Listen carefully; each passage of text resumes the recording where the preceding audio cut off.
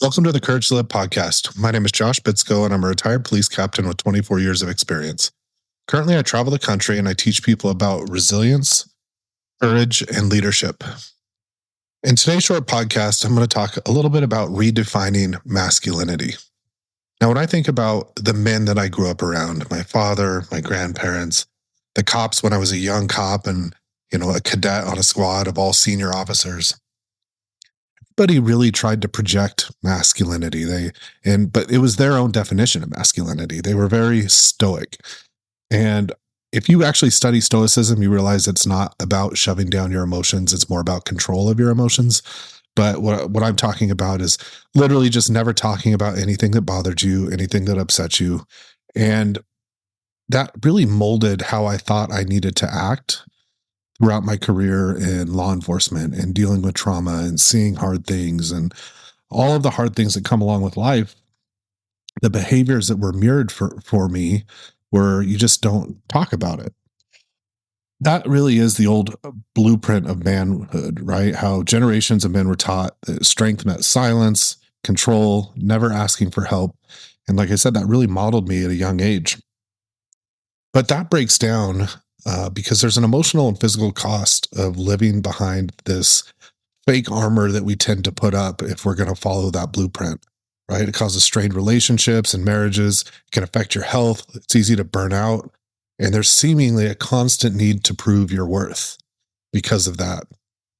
And I saw it in that same generation of men as they, got older and started having maybe some health issues or mental health issues. Then they were trying to open up. But at that point, sometimes a lot of the damage has been done.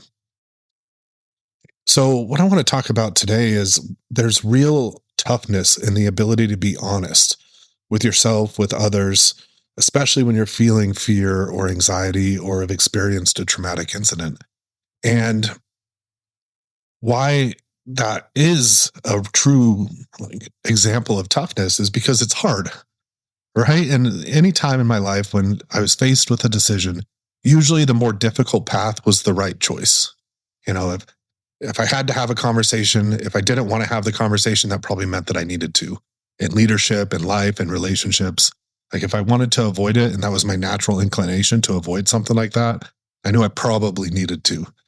And that's really what strength is doing the hard things, whether it's through, physicality, through fitness, through training, having conversations in life. Your career path is, I always sought out that challenge until it came to, being vulnerable. And it took years of therapy and work on myself to really be able to do that. And here's the truth is I'm still working on it. I'm still trying to learn how to be vulnerable. And I'm so much further than I was, say, 5 or 10 years ago, but I have a lot further that I can go as well. The other thing is fitness as a, sign of masculinity and manhood. It's not about looking big, although I do like building muscle, but it's also about building the strength to model to the people around you, including, your family and my kids, is I want to be an example of masculinity and of what, they see a man is going to be. So, there's parts of that is, yes, I try really hard to be in shape and I have disciplines where I'm constantly working out, but I'm also vulnerable with my wife and have hard conversations. Again, something I'm still trying to get better at, but life is a constant work in progress.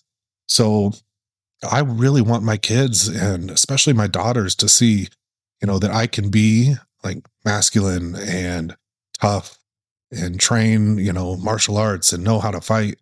I can also be the one to cook my wife dinner because I like to model that behavior of what maybe even their future partner is going to be. And all this comes together even in leadership. And I'm not just talking about leadership at your job, but leadership in your household too. The strongest men are the ones that listen, that guide, that protect without that need to dominate, to be compassionate and really be vulnerable when they need to be, expressing emotions and not just shoving it all down, because the downside of shoving all of that down is it starts to seep out in ways that you really can't control, like irritation or isolation, which can ultimately affect relationships. And that's what I talked about in the beginning. This old blueprint of masculinity really puts strains on relationships and marriage and friendships. And so, having this new definition of masculinity can really help. I know it's helped me and can help so many people, because knowing a man's worth isn't measured by how much he can carry by himself, but having the courage to grow, to connect, to be vulnerable, to show up and be present for family.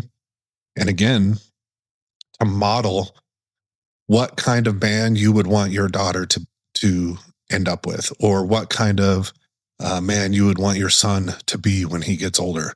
Because I'll tell you, I want my sons to be better than me. I don't want them to take the long path to mental health and to peace that I took. Thank you for listening today. If you enjoyed the podcast, please share it with a friend, subscribe, or leave a review. And I appreciate you spending time with me today.